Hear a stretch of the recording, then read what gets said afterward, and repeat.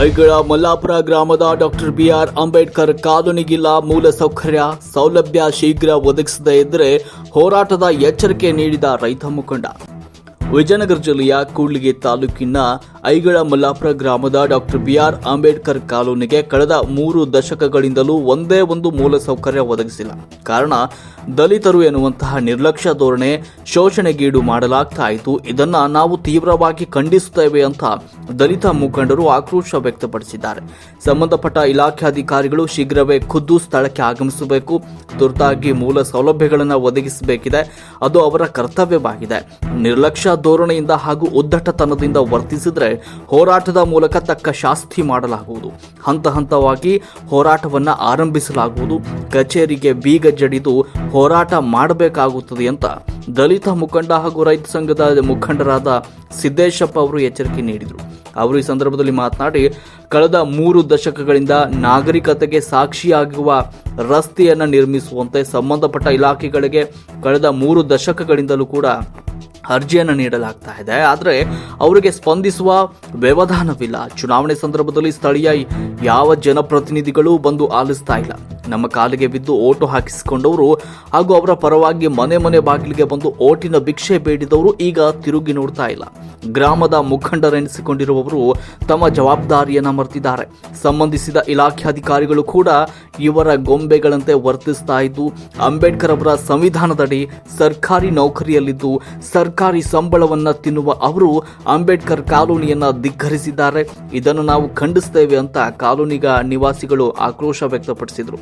ಕುಡಿಯೋ ನೀರಿಗಾಗಿ ಅರ್ಧ ಮೀಲು ನಡಿಬೇಕಾಗಿದೆ, ಅಲ್ಲಿಂದ ಹೊತ್ಕೊಂಡು ತರಬೇಕಿದೆ. ಬೀದಿ ದೀಪವಿಲ್ಲ. ಕಾಡುಗತ್ತಲೆಯಲ್ಲಿ ನಿತ್ಯದ ಜೀವನ ನಡೆಸ್ತಾ ಇದ್ದೇವೆ. ಇಡೀ 30 ಮನೆಗಳಿಗೆ ಒಂದೇ ಒಂದು ಬೀದಿ ದೀಪವಿದೆ. ಅದು ಬೆಳಗದಿದ್ರೆ ಕಾಡುಗತ್ತಲಲ್ಲಿ ರಾತ್ರಿ ಕಳೆಯಬೇಕಾದ ಪರಿಸ್ಥಿತಿ ನಮಗಿದೆ.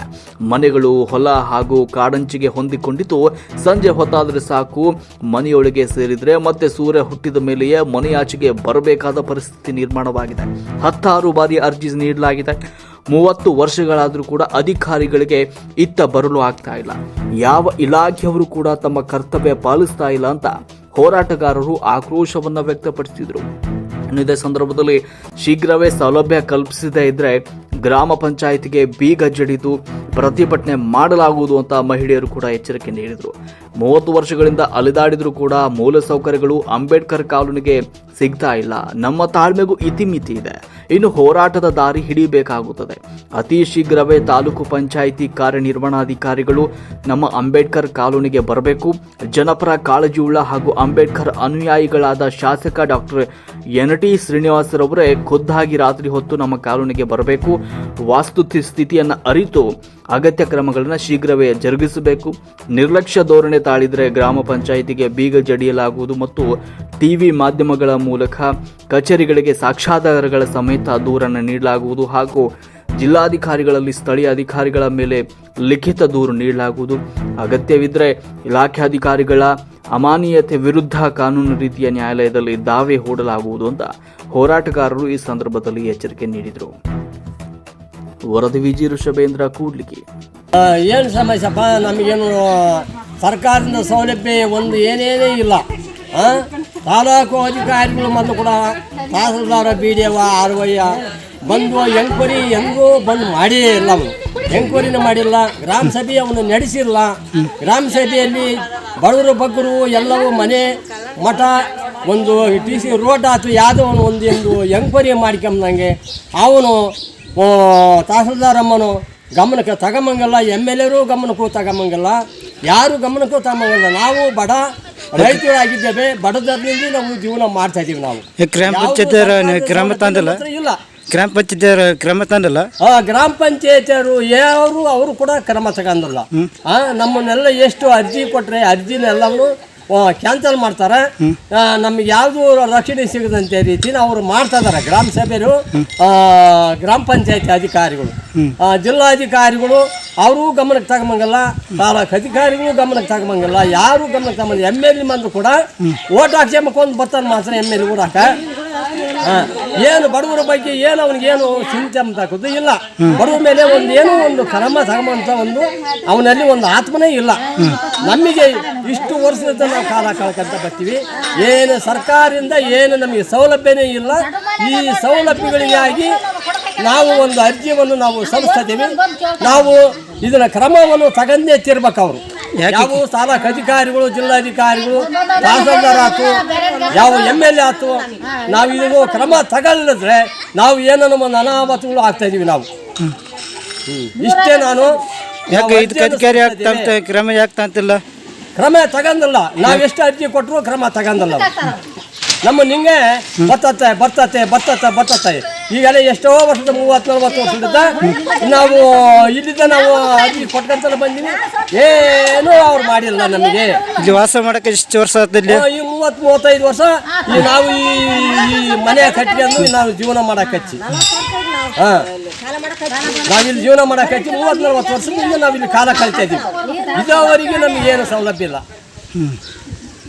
ಆದರೂ ಕೂಡ ಗ್ರಾಮ ಪಂಚಾಯತರನ್ನಾತು, ತಾಲೂಕ್ ಪಂಚಾಯತರನ್ನಾತು, MLAಗಳನ್ನಾತು, ಮಿನಿಸ್ಟ್ರುಗಳನ್ನಾತು, ಯಾರನ್ನಾತು, ಇದನ್ನು ನಮ್ಮನ್ನು ಇಲ್ಲಿಯವರೆಗೆ ಆದರೂ ಕೂಡ ನಮ್ಮನ್ನು ರೋಡಿನಾತು ನಮಗೆ ಯಾವುದೋ ಏನು ಒಂದು ಸರ್ಕಾರದಿಂದ ಒಂದು ಸೌಲಭ್ಯನೂ ಇಲ್ಲಿಯವರೆಗೆ ಆದರೂ ಕೂಡ ಒದಗಿಸ್ಕೊಟ್ಟಿಲ್ಲ ಅವರು. ಈಗ ಆದರೂ ಕೂಡ ನಮಗೆ ನ್ಯಾಯನ ಒದಗಿಸ್ಕೊಡೋದಕ್ಕಾಗಿ ನಾವು ಈ ವಾದಿಯನ್ನು ನಾವು ಫೋಟೋ ತೆಗೆಸಿ ನಾವು ಅಧಿಕಾರಿಗಳಿಗೆ ನಾವು ಕೊಡ್ತಾಯಿದ್ದೀವಿ. ಇದಕ್ಕೆ ಮನ್ನಣೆನ ನಮಗೆ ಕೊಡಬೇಕಾಗಿ ನಾವು ಅಧಿಕಾರಿಗಳು, ಕಾರ್ಮಿಕರ ಅಧಿಕಾರಿಗಳು, ರೈತರ ಸಂಘದ ಅಧಿಕಾರಿಗಳು ಇವರು ಗಮನ ಬಿಟ್ಟು ನಮ್ಮ ರೋಡ್ ಮಾಡಿಸ್ಕೊಡೋದಕ್ಕಾಗಿ ನಾವು ಫೋಟೋ ತೆಗೆಸಿ ನಾವು ಕೊಡ್ತಿರ್ತೀವಿ.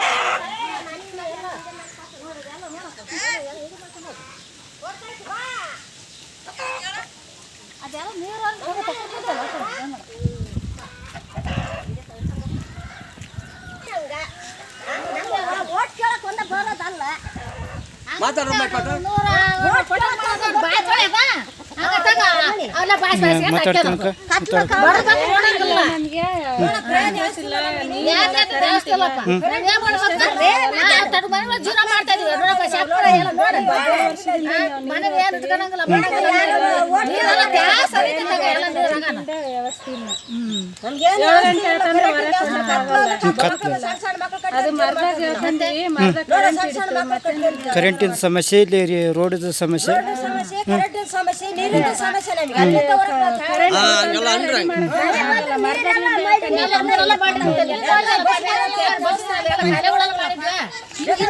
ನಿಮ್ಮ ಹೆಸರು ಏನಕ್ಕ? ನಿಮ್ಮ ಹೆಸರು ಅಕ್ಕ? ನಿಮ್ಮ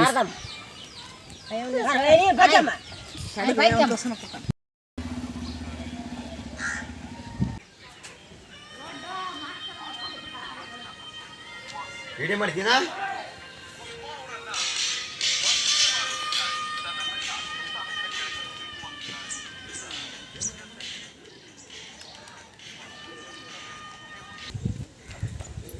ಮಾತಾಡ್ರಿ. ಹಿಂಗೆ ಎಲ್ಲ ನಮಗೆ ಭಾಳ ಯಾವ ಸರ್ಕಾರ ಯಾವ ಸೌಲಭ್ಯಗಳು ಇಲ್ಲ. ನಾವು ಒಳ್ಳೆ ವರ್ಷ ಎಲ್ಲ ಗಲೀಜುಗಳು, ಮನೆ ಮುಂದೆಲ್ಲ ಗಲೀಜುಗಳು ಎಲ್ಲವೂ ಭಾಳ ಇದಾಗ್ಬಿಟ್ಟೈತೆ. ಯಾವ ಸರ್ಕಾರ ಯಾವ ರಕ್ಷಣೆ ಕೊಟ್ಟಿಲ್ಲ. MLA ಬಂದು ಕೂಡ ನಮಗೆ ರಕ್ಷಣೆ ಕೊಟ್ಟಿಲ್ಲ. ಯಾವ ತಾಲೂಕು ಅಧಿಕಾರಿಗಳು ಕೂಡ ಕೊಟ್ಟಿಲ್ಲ ಅಧಿಕಾರ. ಮಾತಾಡ್ರಿ. ನಾವು ಇಷ್ಟೆಲ್ಲ ಸೌಲಭ್ಯ ಇಲ್ಲ. ನಮಗೆ ರೋಡ್ ಇಲ್ಲ ಎಲ್ಲ ನಮ್ಗೆ ಸುಮ್ಮನೆ ನಾವು ನಮ್ ಕಷ್ಟ ಯಾರು ನೋಡ್ಕೊಳ್ಳೋದಿಲ್ಲ, ಯಾರು ಕೇಳೋದಿಲ್ಲ. ನಮ್ ಕಷ್ಟ ಯಾರು ನೀರಿಂದ ಸಾಯ್ತಾ ಇದೀವಿ ನಾವು. ಅಲ್ಲೇ ಮನುಷ್ಯರು ಸೋತು ಇನ್ನು ಸಾಯ ಕುಡಿಯಕ್ಕೊಂದು ಸಾಯ್ತಾರೆ ಜನ ಅಂತಂದ್ರೆ ಸಾಯ್ತಾರ. ನಮ್ಗೇನು ವ್ಯವಸ್ಥೆ ಮಾಡಂಗಿಲ್ಲ ನೋಡು.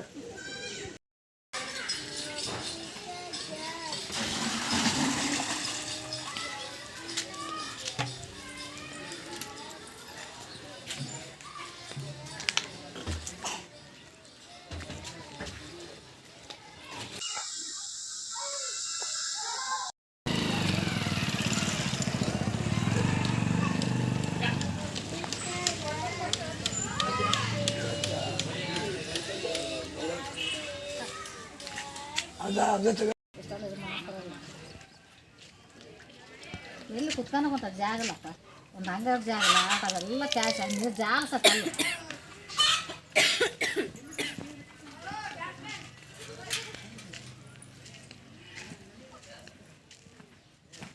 ಎಲ್ಲ ಬಿಡ್ತಾರೆ